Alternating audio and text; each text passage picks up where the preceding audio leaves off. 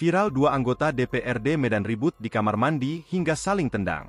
Viral di media sosial dua anggota Dewan Perwakilan Rakyat Daerah, DPRD, Kota Medan terlibat perkelahian di kamar mandi gedung DPRD Medan pada Selasa, 18 Maret 2025. Insiden ini terjadi di kamar mandi lantai 3 gedung tersebut.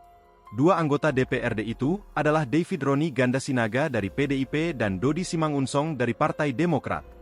Keduanya merupakan anggota Komisi 3 DPRD Kota Medan. Menurut sumber yang menyaksikan, perkelahian dimulai ketika David berjalan ke kamar mandi dan diikuti oleh Dodi. Dodi diduga mengeluarkan kata-kata yang tidak menyenangkan bagi David. Pertengkaran pun terjadi, David dan Dodi ribut mulut hingga ke kamar mandi. Tendang-tendangan, ujar sumber yang meminta namanya dirahasiakan. Perkelahian ini baru berakhir setelah tim keamanan DPRD Kota Medan mengintervensi dan memisahkan kedua anggota dewan tersebut. Wakil Ketua DPRD Kota Medan, Zulkarnaen, meminta wartawan untuk tidak mempublikasikan peristiwa ini. Ini menyangkut harga diri kita, gak usahlah dibesarkan, katanya saat dikonfirmasi.